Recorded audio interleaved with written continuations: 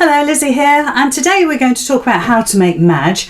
Madge is a fabulous doorstop which has some applique on there. So you can see it's got mushrooms on two sides and then the flowers and the grass the other two sides, and of course a handle so you can move it from one place to another more easily. Nice flat bottom as well.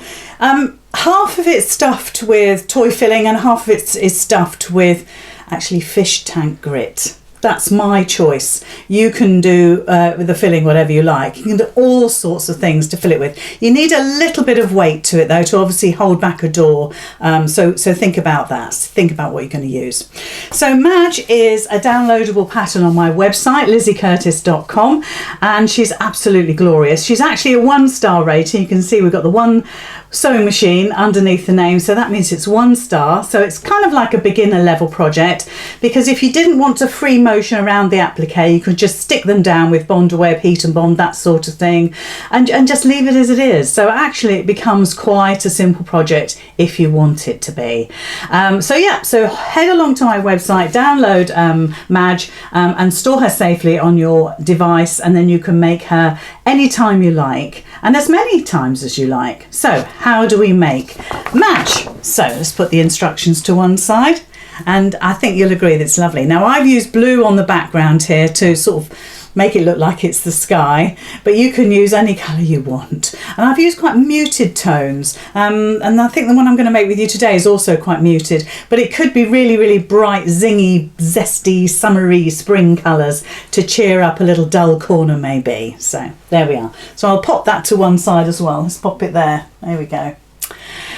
So I'm going to be using heat and bond because I get on better with heat and bond than other types of adhesive. So it's a paper-backed sort of glue sheet, I suppose, which you can draw on, print on, trace on, and then iron onto your fabrics of choice, and then take away the backing, and you're done. You're ready to apply them onto a piece of fabric, which we will do. Now, what I've done with mine is I actually pop mine through the printer. So instead of downloading the pattern pieces onto paper, I actually attach a sheet of heat and bond on the back of my paper and pop that whole thing through the printer. And the way I attach it is I just run my iron along the very top 1/4 inch of the paper and heat and bond, and that seals the two together, and then it can feed through.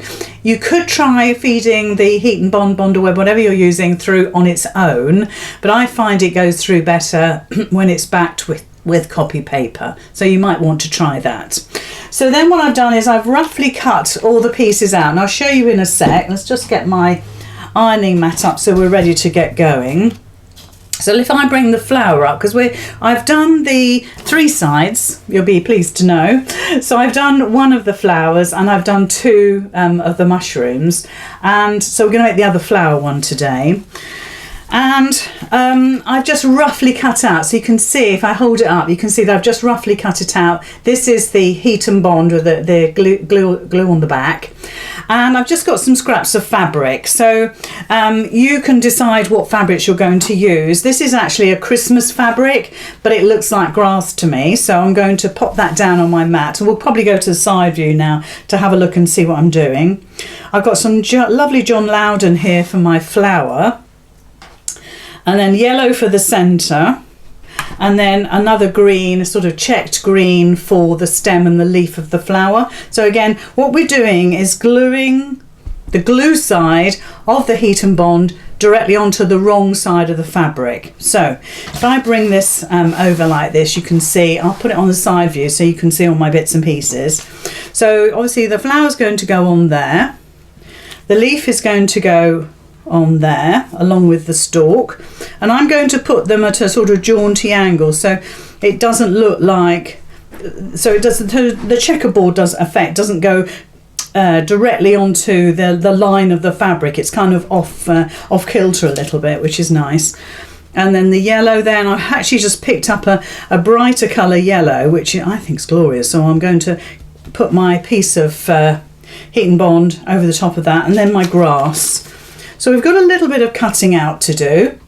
So So we'll iron these on, and the best thing to do is to wait for them to cool once you've ironed them on. So I've got my iron set on a sort of medium heat there. I don't know if you can see, but it's my little travel iron, and it's on a medium heat.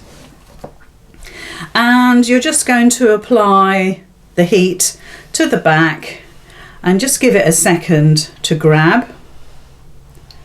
There we go. Then the flour. Just give it a second to grab. The centre of the flower, and then the leaf and the stem.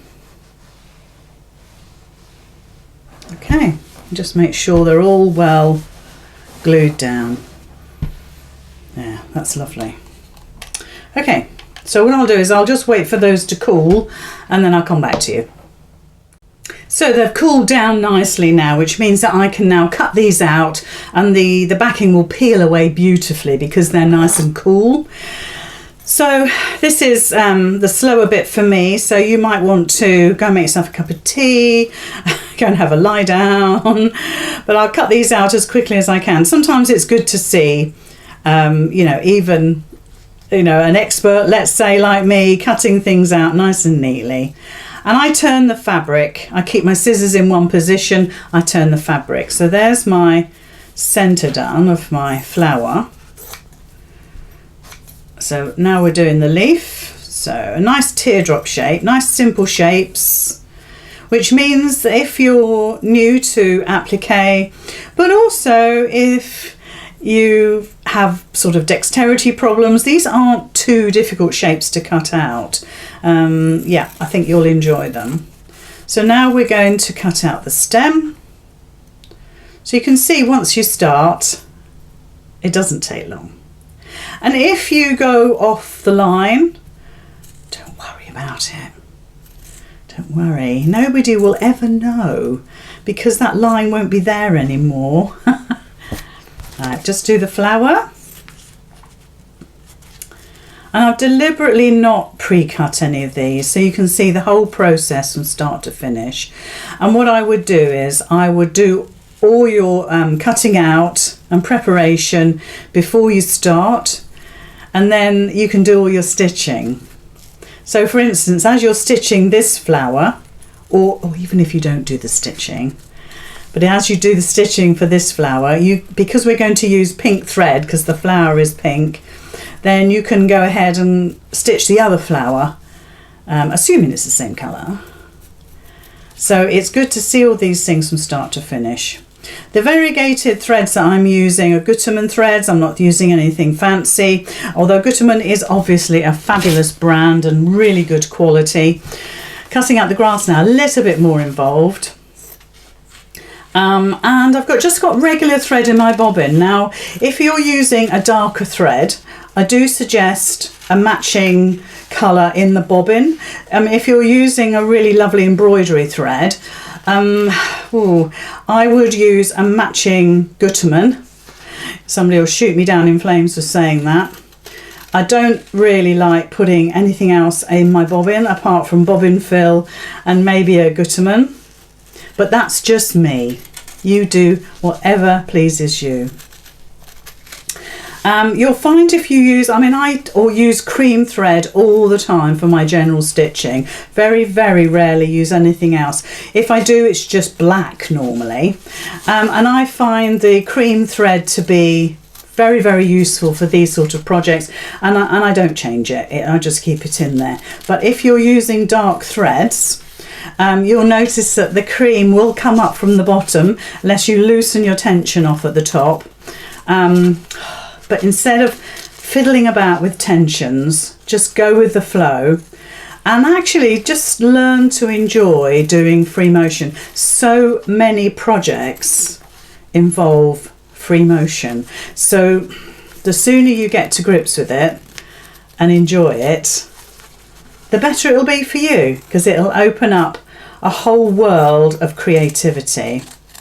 But don't be put off, because a lot of these things can be done with just a regular foot and a regular straight stitch. Even any form of applique, you can sometimes adapt the patterns. to just your regular foot and your regular stitch, so don't worry.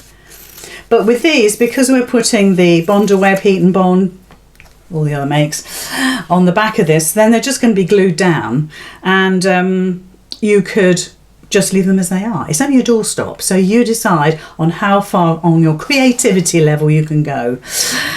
Right, so I've got all my shapes cut out. That didn't take long, did it? So I've got my grass, I've got my petal there, and my centre, my leaf and my stalk ready to go. So not too many bits. Now, the pattern pieces come in two parts, okay? You need to tape them together so they become one shape, a bit like a kite, really. So that's the shape that we've cut out. That's what it looks like.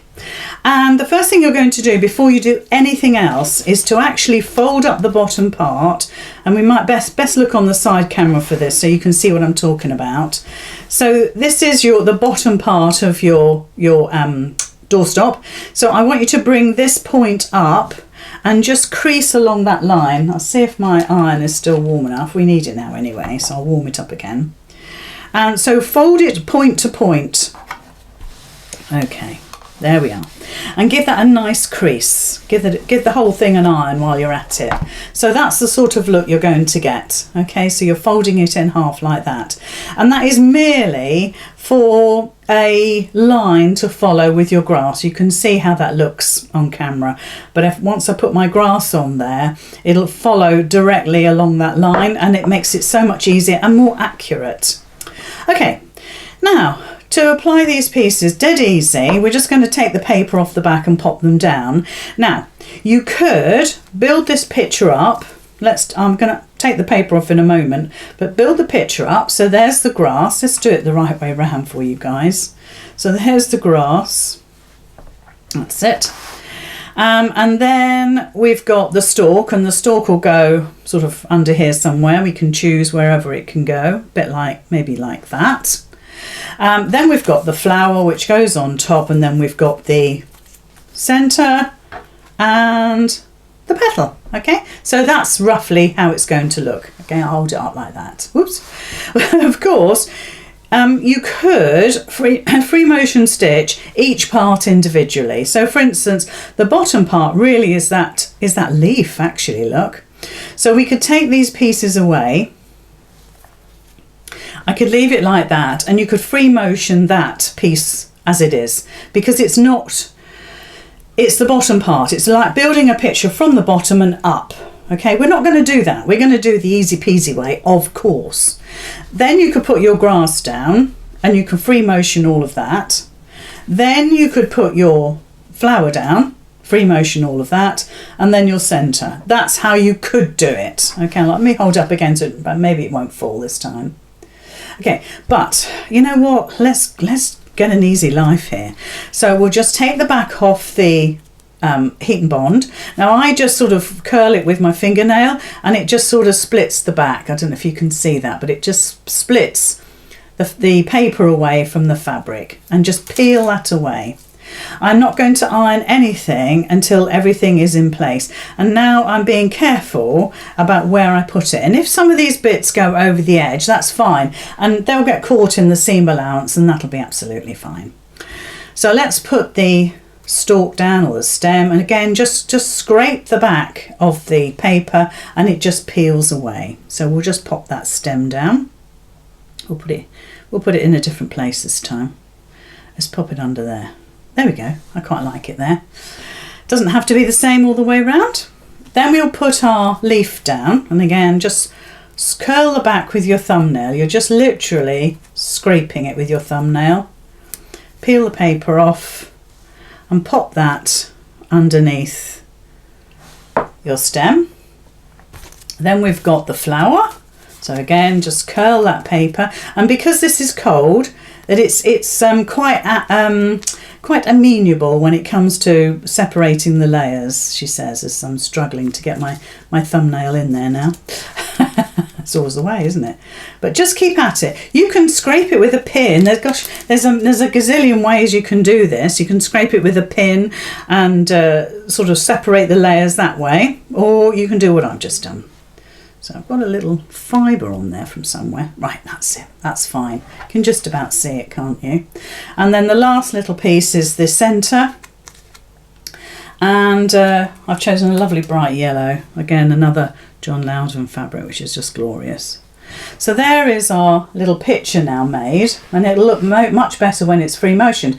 Now we're going to iron that down, and that could be it.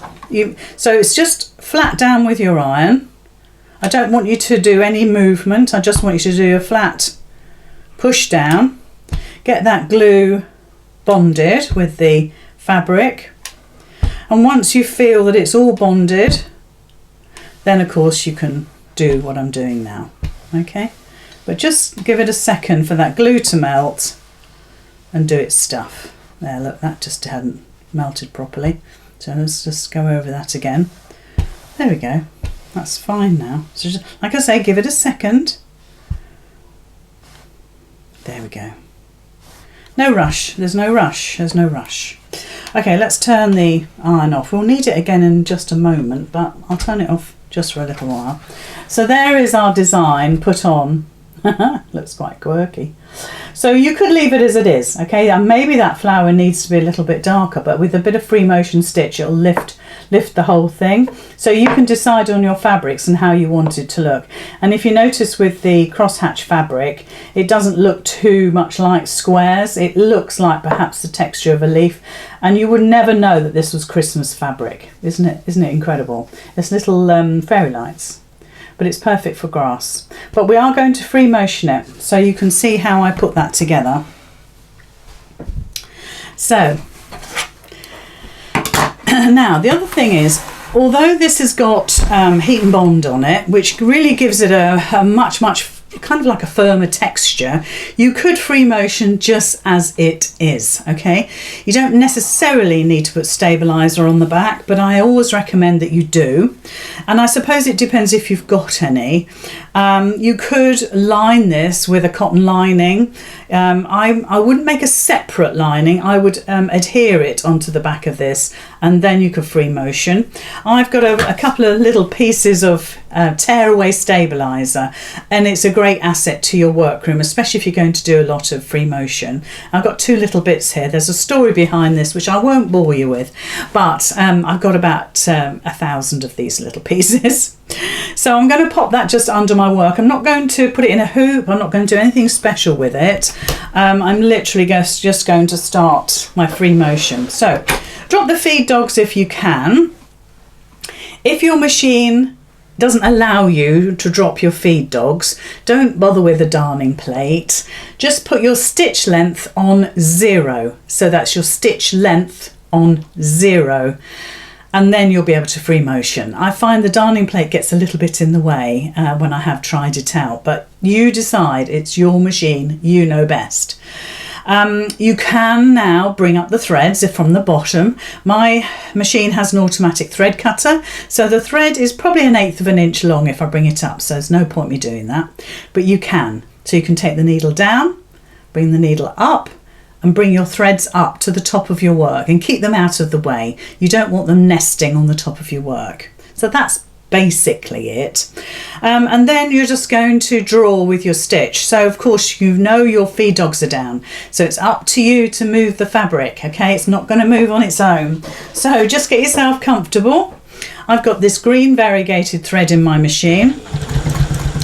And I just want you to just relax. Now, I always say never go in to do any free motion work unless you've warmed up. So have 10 or 15 minutes on a scrap piece of fabric that's been stabilised with something. It can be a fusible interfacing, or it could be a piece of fleece, it could be a piece of felt. It can be anything as long as it's got some sort of backing on it. Anyway, so you're just going to draw, like I say, with your needle and thread. Take your time, feed it through, get the speed of your machine to a nice steady level. Don't use your stop-start. Do not use your stop-start. It'll run away with you, unless you're on a very, very slow pace. And I certainly don't recommend a slow pace with free motion embroidery. Whether you like it or not, you've got to go fairly medium-ishy quick. Does that make sense?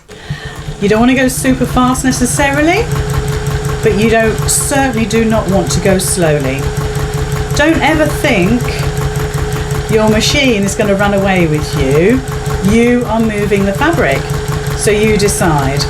And if you get to a point where you feel you haven't got any control, you can just go up and down on the spot for a moment. It won't matter, you won't see that, or you just stop, readjust, move your fabric if you need to. Just take your time. Please don't worry about stitch length. With a free motion picture drawing, which is what this is, really, there is no such thing as a certain stitch length. If your stitch length is 1 millimeter, 2 millimeters, an eighth of a millimeter, because you've gone on the spot, then it's not going to show. What will show is the lovely, especially if you're using variegated thread, the different tones of the thread and the stitching, which brings the piece of work to life. Okay, now I always go around 3 times, so we'll just carry on.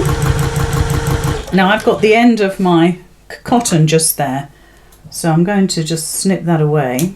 It's tracking me across my work, so do snip that away as soon as you can. So if we can get rid of that, there we go. So let's get on and do the 3 rows, and I'll speed up a little bit, but you don't have to go as fast as me, but you do need to go a little bit faster than perhaps you would like to. And the more you do, the better you'll get. And I can guarantee you will love it. But you've just got to be brave. Now I could be talking to somebody that does free motion stitching all the time, in which case, welcome, and you do whatever you want to do. You know what you're doing. But for a project like this, it is just a doorstop. You can make it as fancy or as simple as you want it to be. And whatever you make, it will look glorious. I can almost guarantee it. And the shapes, like I said, are very, very simple shapes. Nothing too complicated. I mean, with this grass, you could put more stitches in that look like grass, rather than having this sort of simple, bold outline. You decide. Have you ever wondered what the Gold Club is all about? So many people message me, what is the Gold Club? Okay, simply it's my online sewing group, okay, mainly based on Facebook, where we have a bit of a natter every day. We do Facebook Lives and make all sorts of things. But if you go to my website, lizzycurtis.com, you'll see a Join Gold tab on the top there. And all that means is that you click on that, and you buy it. So for £5, which in dollars is about $6.30, depending on exchange rates and times, you will get 3 patterns every month. I know, it's mad. If you look at the price of my patterns in the shop, generally they're now $4.99. The value of the Gold Club online membership at this point in time is just £5 a month. So you're getting the 3 free patterns every month, and they're all made by me, designed for you. Easy, moderate, fairly difficult. Then we have the Facebook to back that up all as well, the Facebook group. So we have a wonderful time in there. We're all great friends. So if you want to join a great online sewing community, join Lizzy's Gold Club. So we're on the last lap now. So I'm just going around all the shapes, following the lines. Please don't try to go over the same lines again and again. It actually looks really nice if you're not doing that, and if you're creating almost like 3 lines of stitching. There we go. Just on that last little bit here. And of course, I've kind of kept my fabric in one position, but certainly when I get to perhaps there, I like to move it. So move it round. So just to recap, I've got my feed dogs down. I've just got regular Gutermann thread, top and bottom. It's not a piece of fancy embroidery. It's going to be a doorstop. So I broke my threads off because I want to actually stitch the stem and the leaf now. So I'm just going to move this across my work. Again, I've got that upper thread there, and like I say, you might want to keep hold of it. You might want to bring the bottom thread up if you haven't got a thread cutter. You decide how neat you want this to be. With free motion, it's not so crucial that you do bring the two threads up, knot them, keep them tidy. Because of the amount of stitching you're doing, all of those little ends will get lost in your work, so you don't need to worry. The only thing you're doing with bringing up the two threads is keeping all the threads neat and out of the way so they don't nest. You don't want that nested look. So start again, we're going to go up the stem. Now I haven't changed my green because I don't need to. If you choose a different coloured stem, for instance, you might want to change your thread. Oh, let's just put another piece of tearaway under there. I'll catch that as I come along. Let's go on a little bit.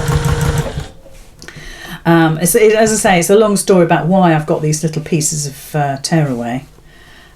So I'll just position that under there. Yeah, to be honest, you don't really need it because I'm using, actually, I'll be honest with you, I'm using a heavyweight heat and bond only because I've got a massive amount of it. But you don't need to, you could use the light version. And either which way, it's enough to stabilise your work in actual fact, even though it's just a glue sheet. So you might not want to use the tearaway. If you use a iron-on interfacing or stabiliser anyway for the project, it will give it a little bit more of a rigid and upright look when you come to finish it. Or you could use wadding to give it a softer look. There's lots of different things that you could do to achieve a really lovely finish. Or you could keep the whole thing plain and quilt it, you know, just do a crosshatch quilting. So there is the grass and the flower done. So if I just show you that at the side, you can see how that thread has brought out the texture. Hard to see on the bottom part, but you can certainly see it on the stem and the leaf. So let's change over to a pink. Now I was going to use a light pink, but actually I think I'm going to use a darker colour pink. Oh, I've got a bright. One moment. I think I'm going to use this one. This is actually a cotton, it's not a Gutermann, but it's quite a nice, it's a deeper pink.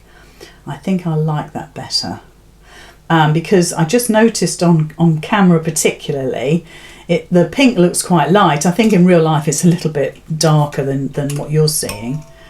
But again, you see, you could dive into your scrapbox and get so many bits and pieces. And each one of the sides, there's 4 sides obviously to this doorstop, each one of the sides could be different.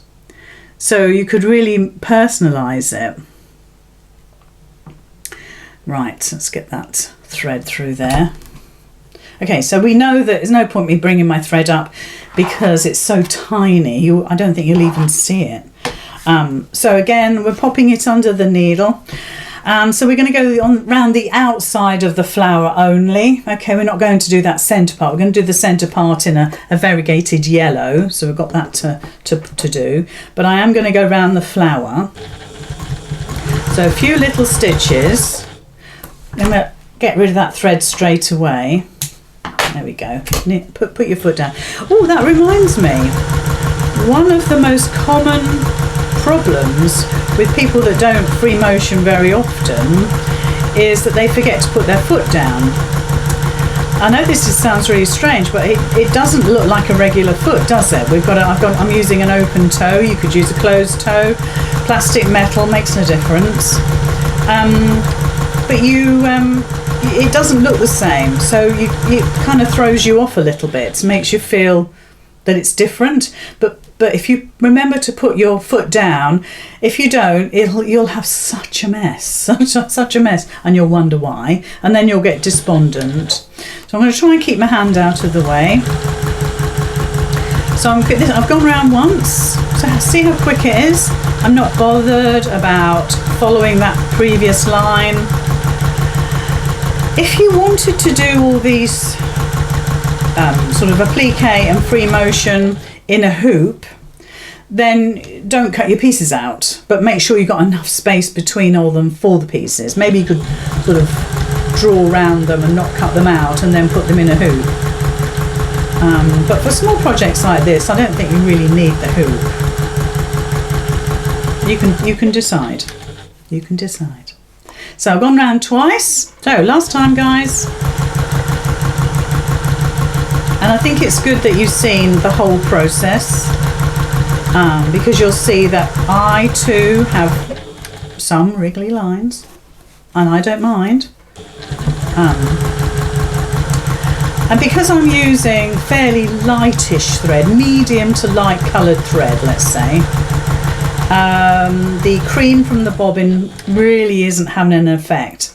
If I was to have used really dark colours, then I would have seen the bobbin colour come up, unless I'd loosened my top tension off a little bit. So there's it looks cute. Let me show you at the front. Can you see? Now that thread has really brought that flower out, hasn't it? Yep. So it just shows how much fun you can have doing free motions. So I know some of you will be, not for me, not for me. It makes me nervous. You know what? Try to get over that. It's a bit like lots of ladies and gents don't like putting zips in. But once you've done it a couple of times and you've actually not made too bad a job of it, you'll just carry on and do more things with zips. And it's the same with free motion. You'll do more the more confident you have. But always practice before you start a project. Always. It's just to get the muscle memory in, really. It's just to get that sort of looseness in your shoulders, I suppose. Let me just... There we go. Now, another little tip.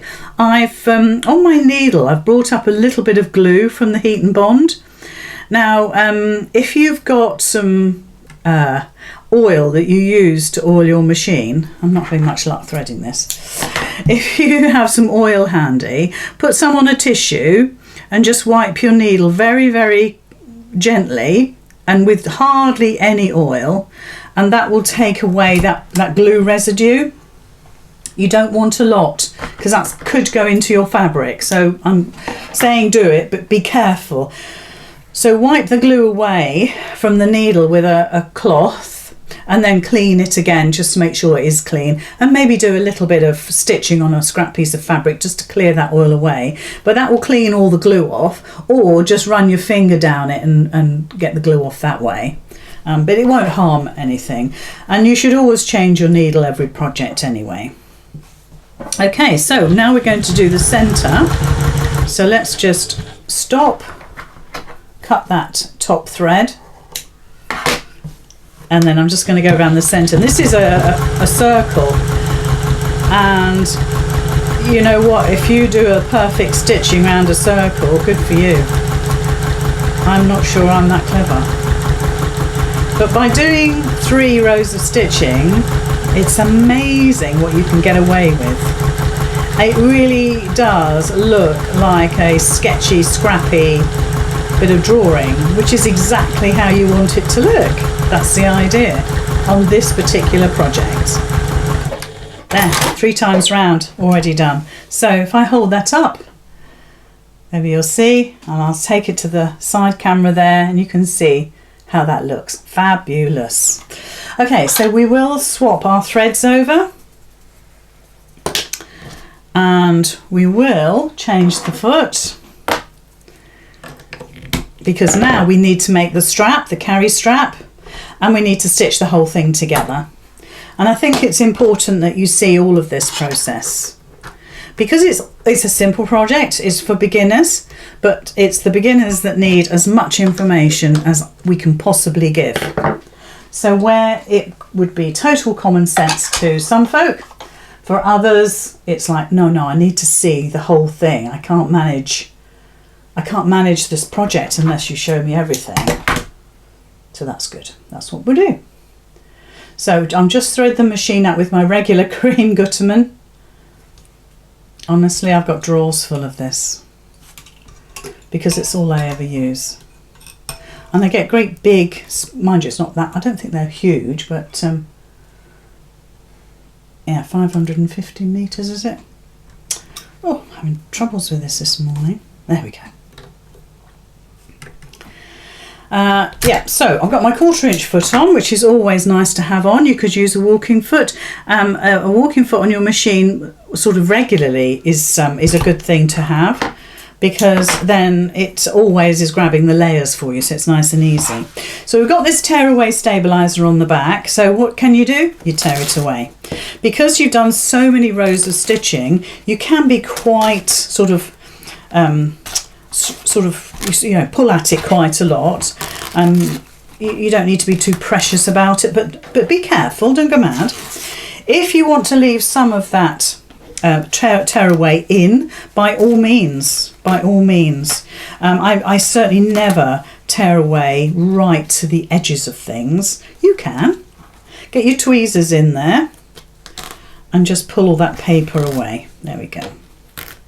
And that'll do for me. You could go into the centre of the flower if you want to, but I'm happy with how that looks. Okay, and if I turn it around, you can see perhaps the stabiliser still on the back. Right, so let's quickly do the strap. So you've got the measurements for the strap in the pattern, so you just need one.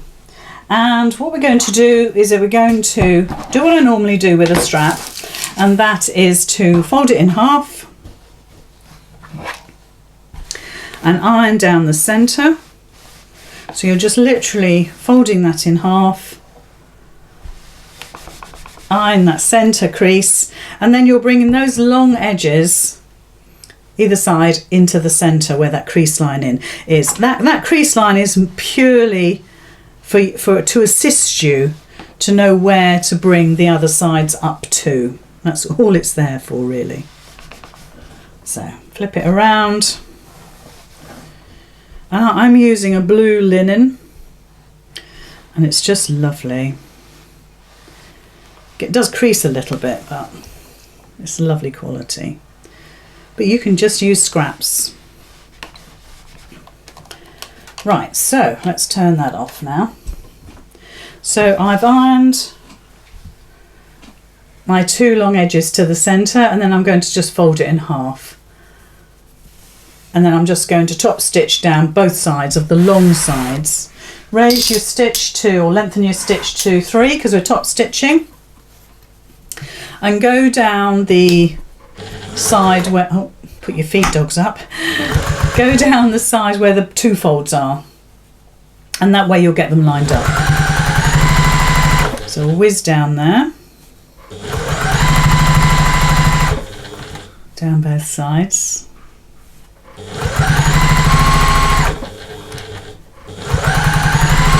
I love the sound of a machine stitching straight lines. They just purr along, don't they? So across the bottom, you don't need to, you could break your threads, but it's far easier just to go across. And then just track it all the way back up.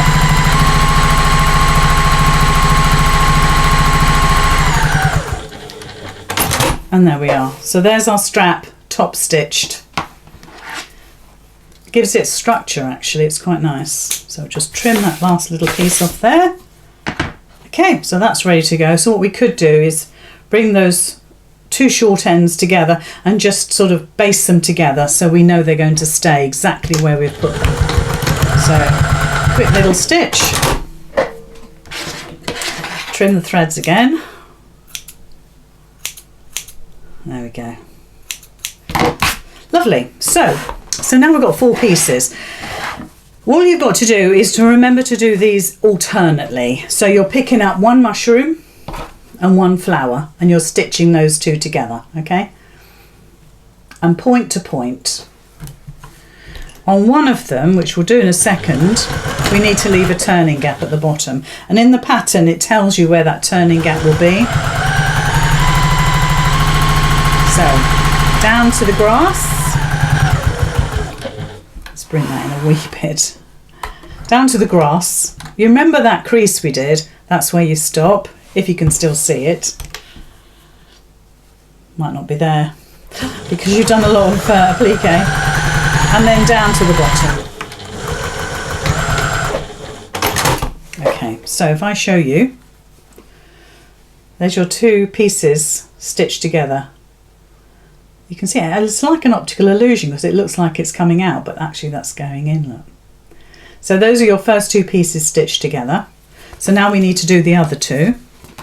And again, I think it will work out fine, but just try to remember that with that flower, you want the mushroom next to it. So get that piece ready. So let me show you. So there's your flower on that double piece we just stitched. So that's the piece that's going to go there. So if I hold that, you're going to stitch the flower to that side of it. Okay, does that make sense? And then everything will be in the right position. So it's just making sure that you've got them lined up and you've got them alternate. So straight down to the grass, stop at the line of the grass, and then come down to the point. There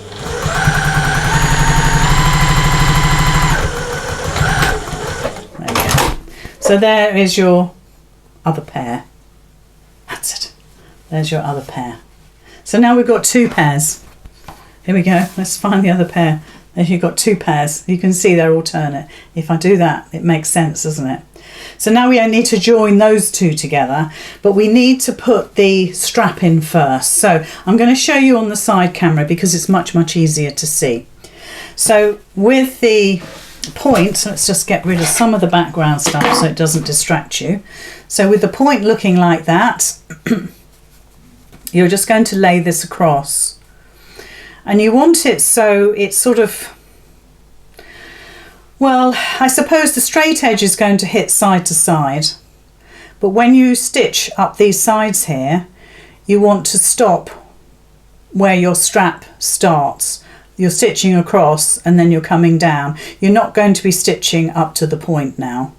You're going to be stitching across. So if I actually stay stitch that in place, and you want it in the centre as best you can. So let's just fiddle with that so it's in the centre. So again, when I say stay stitch, I mean baste. It's something that I say which actually doesn't make any sense because it's a dressmaking term, but you're basting it in place. Okay, so trouble is, when you've been doing stitching and said certain things for so many years, it's hard to get out of that habit. So you can see that the strap is attached to the top there, and as I come up here, as I bring the other piece right sides together on here and come up to there, I'm going to stop there and I'm going to stitch across here, and then I'm going to stitch down. So there's no way that you're going to stitch that piece there. I mean, we could cut it off, but just visually you'll be able to see how that looks. Okay, so we're going to put right sides together. So I'll keep this on the side camera so you can see. I've got that seam going that way, can you see? So what I'll do is I'll flip that seam over so it does get nested, but it doesn't make a huge amount of difference because we're cutting all that off. And so you're nesting those, but don't forget we're going across here. We're not stitching this part. I'll stitch it and then I'll show you, but I'm pretty sure in the pattern it says exactly the same. This time we're going to start from the bottom. We're going to start down here, but we're going to leave a turning gap. So again, we're just going to flip those seams so they sit nicely together at the bottom. And we'll do this side as the turning gap. So I'm going to start here, and I'm going to stitch to about here, about 1 inch. Leave a gap and start stitching about 1 inch from the grass, the corner where the grass is, okay? So if I start it, and then we can see what it looks like at the end. So you're just going to hop across. You can do 1 inch, do a back stitch so it's got some strength. Bring your corners up where your grass is, and you're going to start stitching about an inch away from that corner. Then we're going to pivot and turn to come up to the top here. So just get your sides together. So this is where we want everything at the top to sit as nicely as we can make it. So don't forget, we go so far and then we're going straight across. And we want to make sure we stitch across that strap by 1/4 inch at least. So let's go across. And then you're coming down the other side. So I'll stitch this, then I'll show you on the side camera. And as we come down the other side, you're just going to stitch right into the middle. So we come down to the grass. It's nice having a reference point. So we come down to the grass, and then we're just going to stitch straight to the point in the bottom. Really. So good. So let's have a look at this on the side camera. So this is where I started. I stitched about 1 inch, left that turning gap, started stitching here to the grass, and then up the side and across my point. So if you have a look, hopefully you'll be able to see that it's going across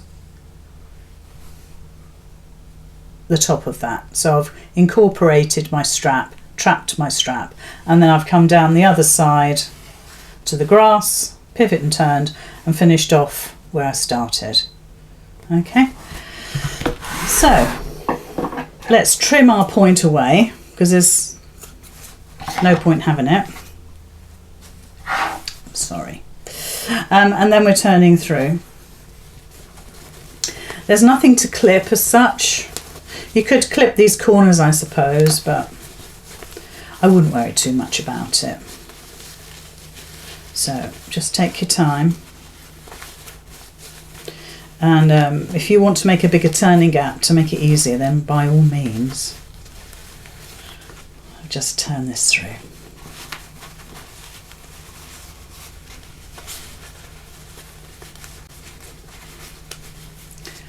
And you might want to give this a little press with the iron before you stuff it. And we don't stuff it really, really super tight. Well, you can if you want. It's not necessary. As long as you've got the weight, that's the main thing. And I wouldn't fill the whole thing with grit or gravel, or I wouldn't use a food either. Don't use rice or anything like that. I know you'd be tempted, but don't. It'll go mouldy.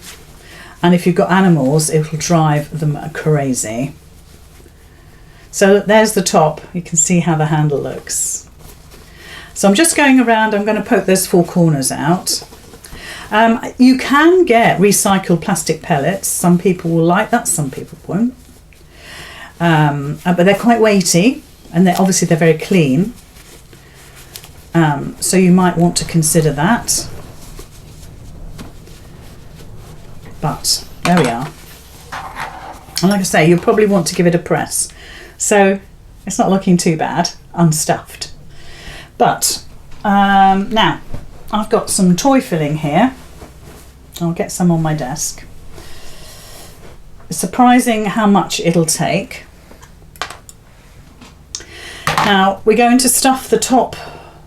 Well, really we're going to stuff nearly all of it with the toy filling. Really, seriously. You don't need a huge amount of gravel in this. And it's always better to put the toy stuffing in first. and then top up with the gravel. You might find a little sort of jug or a funnel easier to fill with the gravel, the pellets, whatever you're going to use. I did think about making an inner lining, but I figured that would involve putting a zip in the side to be able to get it out and put fresh stuffing in, whatever you're going to use. I was thinking if you wanted to use rice or something like that, you'd want to change it regularly, at least, well, once every 6 months, I would say. I didn't think that was worth the effort.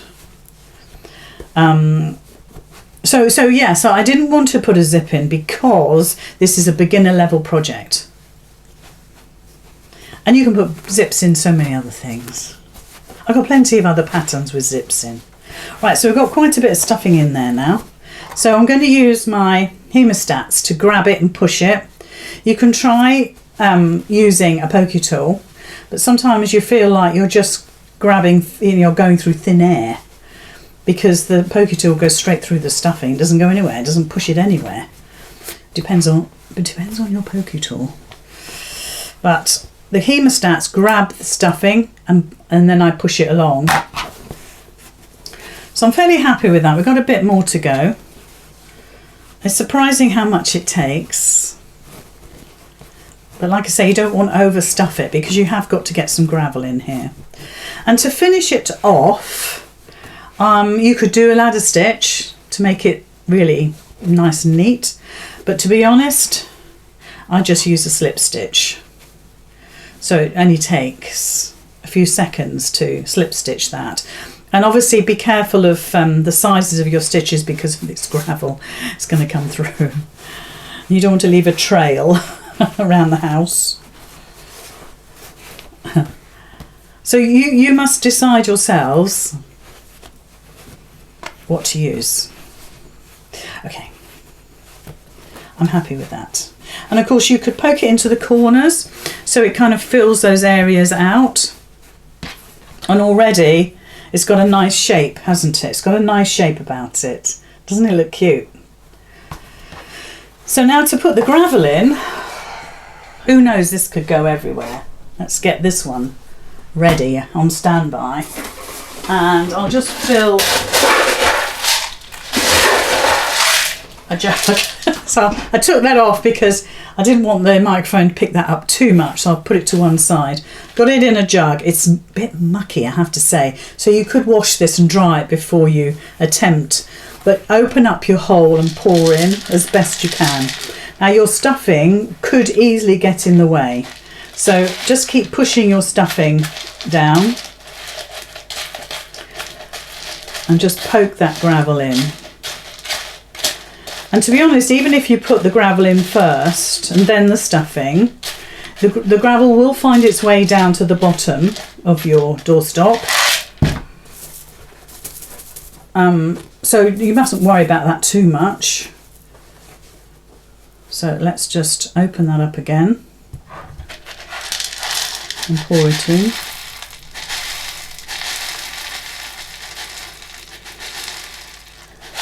So little bits, shake it down.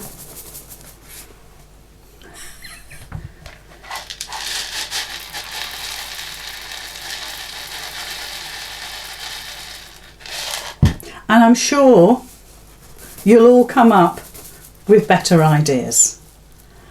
I'll wait to hear from you. But you could use a funnel, I think that would be easier. So I'll leave it at that, otherwise we might be here for the rest of the day. So obviously I've got that gap there, so that would have to definitely be slip stitched. And just for the time being, I'll put a couple of clips in there.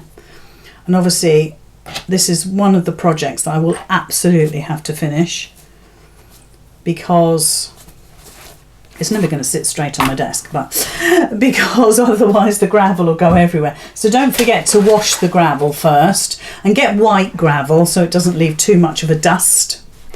So there we are. So there is our project done. It's quite cute. So now we've got two. There we go. Oh, I like them. Let's show the mushrooms on one. But let's do the one that doesn't have the clips in. We'll turn that round to the flower. There we are. with a grab handle as well, which is quite good. Now, of course, you might find that your dog will think this is the most amazing toy in the whole world.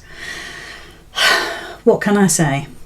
Take the gravel out, leave it with toy stuffing in and let him play with it. You could easily knock up another one.